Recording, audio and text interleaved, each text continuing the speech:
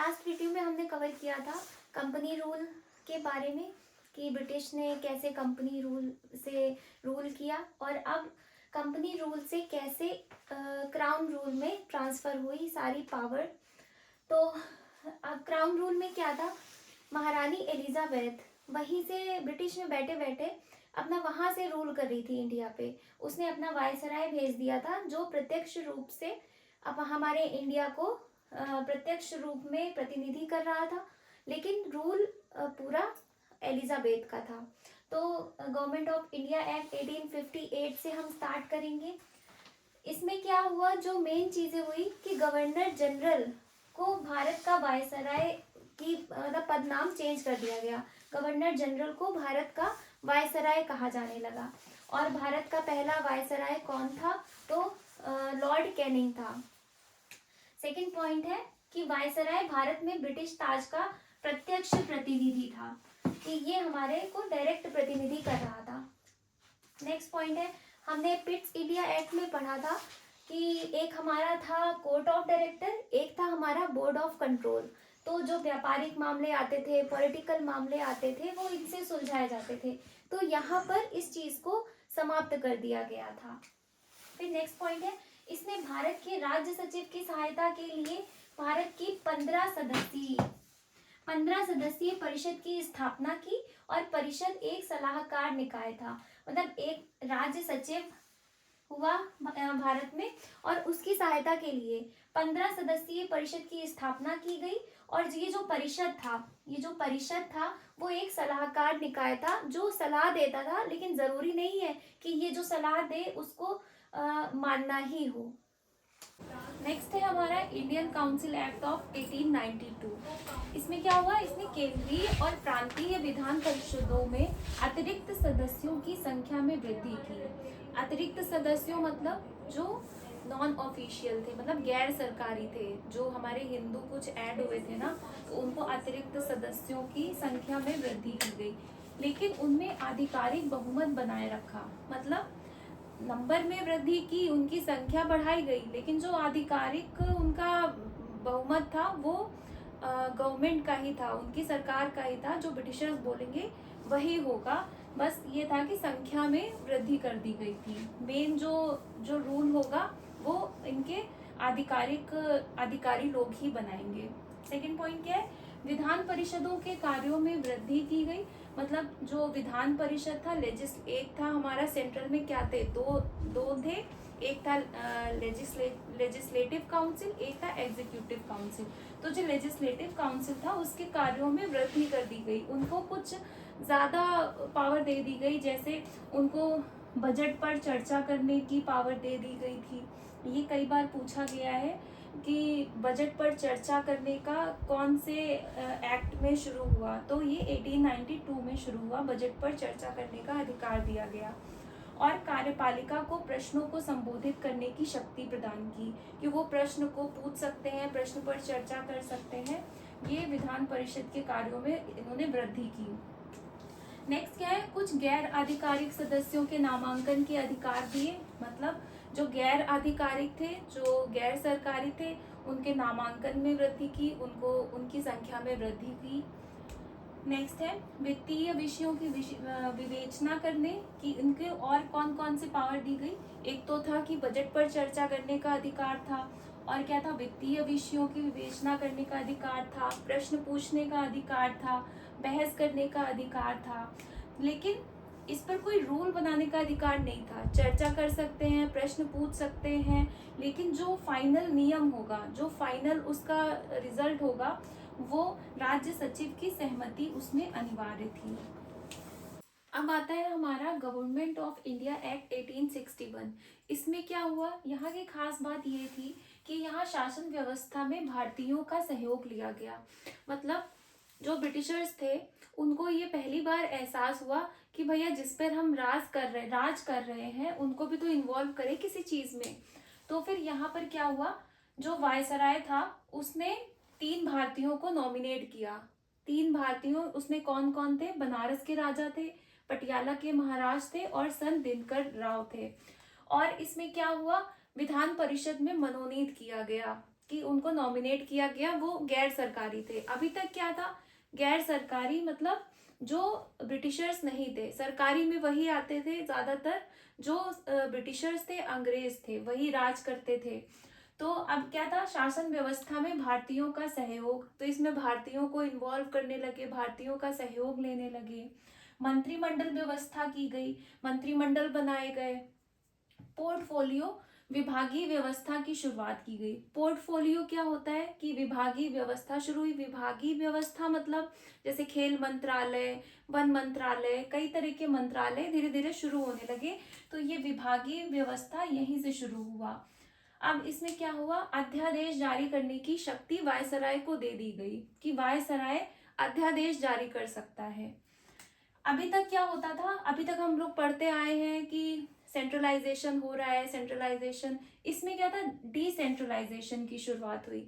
Decentralisation क्या होता है कि एक सेंट्रल में सारी पावर नहीं है, कि प्रांतों में भी हम धीरे धीरे पावर उसमें दे रहे हैं, कि डिसेंट्रलाइजेशन की धीरे धीरे हम प्रांतों में भी पावर दे रहे हैं। मद्रास व बंबई को विधायी शक्तियां वापस दी गई। तो जो विधायी शक्तियां थी गवर्नमेंट की, तो वो मद्रास व बंबई को विधायी शक्तियां वापस दे दी गई। और लॉर्ड कैनिंग ने 3 भारतीयों, बनारस के राजा, पटियाला के महाराज और सर दिनकर राव को विधान परिषद में मनोनीत किया, मतलब लेजिस्लेटिव असेंबली में मनोनीत किया।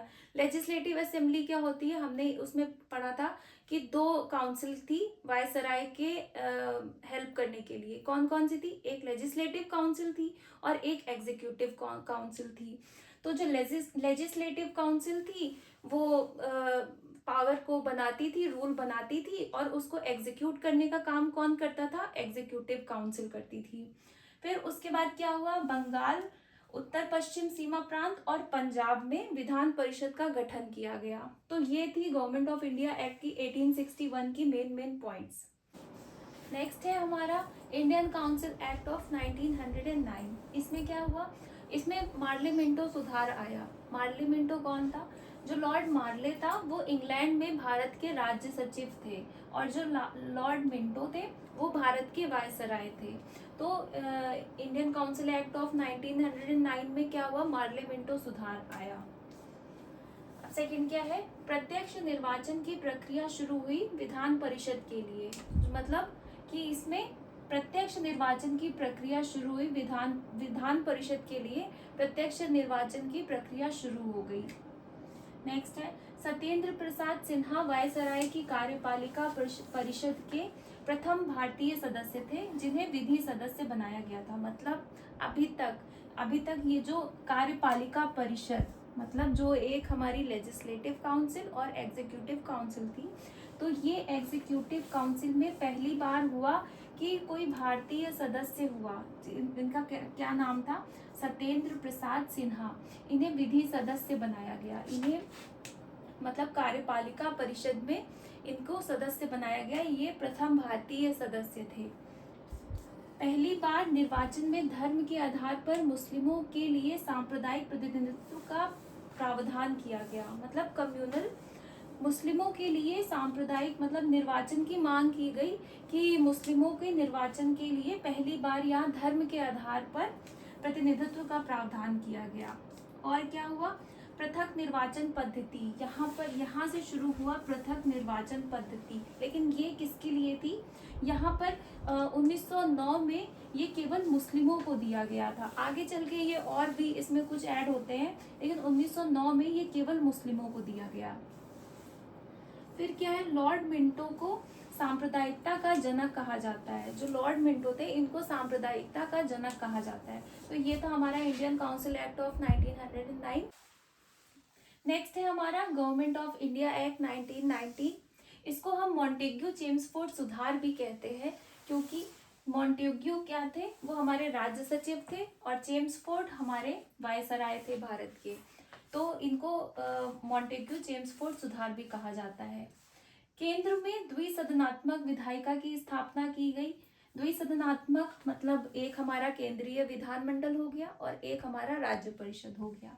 तो इसमें द्विसदनात्मक विधायिका की स्थापना की गई। नेक्स्ट है हमारा प्रांतों में द्वैत शासन प्रणाली। द्वैत शासन प्रणाली प्रारंभ की गई। द्वैत शासन प्रणाली मतलब दो विषयों का या दो लोगों का उसमें शासन होता है। पहला जैसे प्रांतीय, इसमें दो विषय है, एक है प्रांतीय विषय, इसको आरक्षित हो गया, एक हस्तांतरित हो गया। आरक्षित मतलब रिजर्व, जो रिजर्व रहते थे, और हस्तांतरित जो ट्रांसफरेबल रहते थे। आरक्षित में कौन कौन इन्वॉल्व है? पुलिस, राजस्व, वित्त, न्याय, सिंचाई, जलमार्ग, कारखाना, औद्योगिक विकास, विवाद, बंदरगाह एवं सार्वजनिक सेवाएं। ये क्या थी? ये आरक्षित के अंदर आते थे। और ये हस्तांतरित है, इसमें स्वास्थ्य, शिक्षा, धार्मिक प्रबंधन, माप तौल और सार्वजनिक निर्माण विभाग और कृषि विभाग आते थे। ये जो हस्तांतरित है, इसमें क्या, जो गवर्नर था, इसमें कार्यकारी परिषद जो उत्तरदायी थी, ये इसमें इन्वॉल्व रहते थे। इसमें सदस्य इन्वॉल्व करते थे जो इसके प्रति उत्तरदायी रहते थे। तो इसको उत्तरदायी और अनुत्तरदायी भी जहां पर टर्म आता है, तो वो 1919 में हम उसको इन्वॉल्व करते हैं। उसमें क्या, ये हो गया उत्तरदायी और ये हो गया अनुत्तरदायी। उत्तरदायी के लिए वायसराय की कार्यकारी परिषद के 6 सदस्यों, इसमें 6 सदस्य थे, 6 सदस्यों में से 3 सदस्यों का भारतीय होना अनिवार्य था। तो कमांडर इन चीफ को छोड़कर, मतलब कमांडर इन चीफ भारतीय नहीं होगा, बाकी 6 में से 3 भारतीय होंगे। अब इसमें एक इंपॉर्टेंट पॉइंट, सिख, ईसाई, आंग्ल भारतीय और यूरोपीय। पहले वाले में क्या था? पृथक निर्वाचन पद्धति में केवल मुसलमान शामिल थे। इसमें सिख, ईसाई, आंग्ल भारतीय और यूरोपीय, सिख, ईसाई, आंग्ल भारतीय और यूरोपीय भी शामिल हुए। भारत के उच्चायुक्त का कार्यालय लंदन में खोला गया। भारत के उच्चायुक्त का कार्यालय लंदन में खोला गया। और नेक्स्ट है केंद्र और राज्य का बजट अलग। इसमें क्या हुआ? 1919 में केंद्र और राज्य का बजट अलग अलग कर दिया गया। इसके बाद हमारा आता है सांप्रदायिक अवार्ड। सांप्रदायिक अवार्ड में क्या होता है? अगस्त 1932 में ब्रिटिश पीएम रैमजे मैकडोनाल्ड ने अल्पसंख्यकों के प्रतिनिधित्व पर योजना बनाई। इस योजना का क्या नाम था? सांप्रदायिक अवार्ड।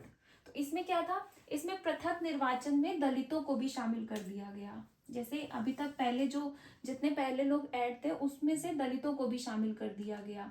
तो जब दलितों को शामिल कर दिया गया, तो इस चीज से गांधी जी बहुत आहत हो गए। तो गांधी उसके बाद आया पूना पैक्ट। जब गांधी जी इस चीज से आहत हो गए कि दलितों को भी इसमें शामिल कर दिया गया, तो पुणे की यरवदा जेल में अनशन कर दिया गांधी जी ने। जब अनशन किया, फिर उसके बाद कांग्रेस नेताओं और दलितों के नेताओं के बीच समझौता हुआ, मतलब अंबेडकर जी और कांग्रेस के नेताओं गांधी जी में जो समझौता हुआ, इस समझौते का नाम है पूना पैक्ट।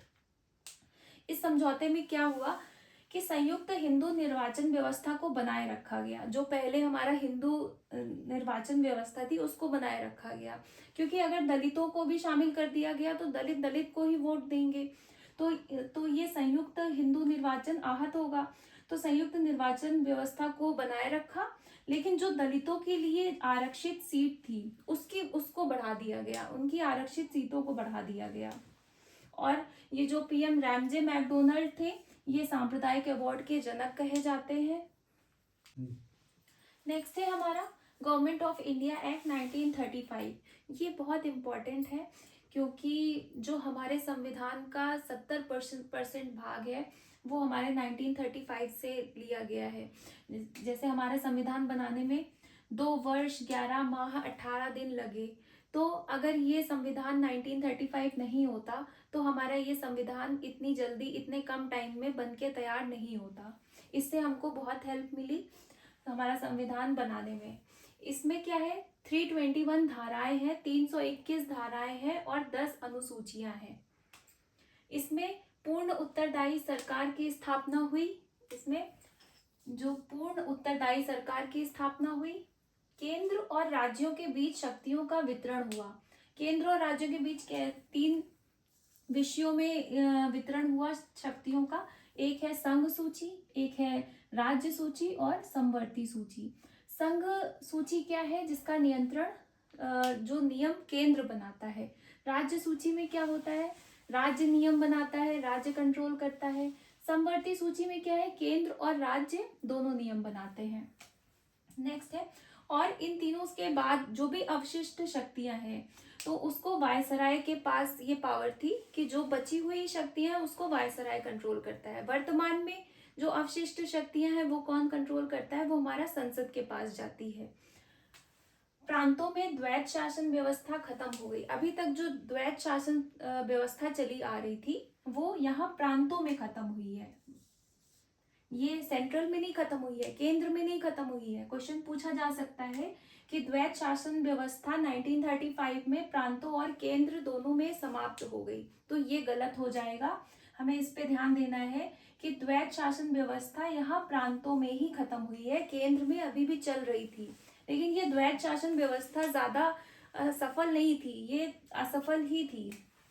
नेक्स्ट है पृथक निर्वाचन व्यवस्था। इसमें क्या, दलित, महिलाओं और मजदूर वर्ग के लिए पृथक निर्वाचन व्यवस्था थी। 1937 में वर्मा, वर्तमान में जो म्यांमार है, उसको भारत से अलग कर दिया गया था। और क्या इसमें खास हुआ था, 1935 में आरबीआई की स्थापना की गई। आरबीआई की स्थापना क्यों की गई, मुद्रा और साख पर नियंत्रण करने के लिए आरबीआई की स्थापना की गई। नेक्स्ट है 1937 में संघीय न्यायालय की स्थापना की गई। संघीय न्यायालय की स्थापना की गई और यहाँ पे यूपीएससी, स्टेट पीएससी की स्थापना हुई और संयुक्त की भी स्थापना हुई कि अगर दो स्टेट मिलकर संयुक्त परीक्षा कराना चाहते हैं तो वो भी करा सकते हैं। अब आता है हमारा कैबिनेट मिशन 1946। इसमें क्या है, राजनीतिक समस्या के समाधान के लिए कैबिनेट मिशन बनाया गया। इसमें 3 सदस्य ब्रिटिश मंत्रिमंडल में शामिल हुए। कौन थे, Lord Pethick Lawrence, sir Stafford Cripps and A V Alexander. अब इसके बाद क्या है, कांग्रेस और मुस्लिम लीग के बीच समझौता हुआ। इसमें समझौते में क्या है कि मेन प्रोविजन इसका क्या था, भारत एक ही देश रहेगा और जो पाकिस्तान का नया जो राज्य बनने का मांग थी वो रद्द कर दी गई थी। और इसमें क्या एक खास बात थी कि राज्यों पर पूर्ण स्वायत्ता थी। राज्य अपने हिसाब से काम कर सकता था, लेकिन वो केंद्र के मामलों पर इंटरफेयर नहीं कर सकता था, वो केंद्र पे कुछ भी नहीं कर सकता था, लेकिन राज्यों पर पूर्ण स्वायत्ता थी, वो राज्य में अपने हिसाब से कानून बना सकते थे। नेक्स्ट, संविधान सभा का चुनाव कैबिनेट मिशन के आधार पर हुआ था। नेक्स्ट है हमारा इंडियन इंडिपेंडेंस एक्ट 1947। इससे यहाँ से क्या हुआ, ब्रिटिश का आधिपत्य हमारे भारत से खत्म हो गया। क्या हुआ, भारत का विभाजन हो गया भारत और पाकिस्तान में। और इसमें बड़ा चेंज क्या हुआ, जो वायसराय था, वायसराय का पद खत्म करके गवर्नर जनरल का पद शुरू हो गया। तो गवर्नर जनरल क्या, भारत का गवर्नर जनरल अलग और पाकिस्तान का अलग। भारत का गवर्नर जनरल कौन था, लॉर्ड माउंटबेटन, और पाकिस्तान का कौन था, मोहम्मद अली थे। उसके बाद नए संविधान का निर्माण होने तक दोनों राज्यों का शासन, जो जब तक नया संविधान निर्माण नहीं होगा, हमारा संविधान जब तक नया निर्माण नहीं होगा तब तक राज्यों का शासन भारत सरकार अधिनियम 1935 के अनुसार चलेगा। नेक्स्ट क्या है, 1947 वायसराय लॉर्ड माउंटबेटन ने विभाजन की घोषणा की। इस विभाजन को क्या बोला गया, मनबाटन योजना या माउंटबेटन योजना बोला गया। भारत के सचिव का पद समाप्त कर दिया गया। जो अभी तक पद चला आ रहा था भारत का सचिव, उसको समाप्त करके राष्ट्रमंडल का सचिव पद को शुरू कर दिया गया। और इसमें क्या हुआ, देसी रियासतों पर ब्रिटेन की संप्रभुता का अंत कर दिया गया और शाही उपाधि से भारत का सम्राट, ये जो शाही उपाधि से भारत का सम्राट शब्द था, इसको खत्म कर दिया गया। तो ये था हमारा हिस्टोरिकल बैकग्राउंड ऑफ कॉन्स्टिट्यूशन। तो पॉलिटी पढ़ने के पहले पॉलिटी का, हमारा संविधान का बैकग्राउंड पढ़ना, हिस्टोरिकल बैकग्राउंड पढ़ना बहुत ज़रूरी था। इससे हमारी एक बेसिक समझ बनती है। तो ये थी हमारी आज की क्लास। अगर पसंद आई हो तो लाइक, शेयर, सब्सक्राइब करें।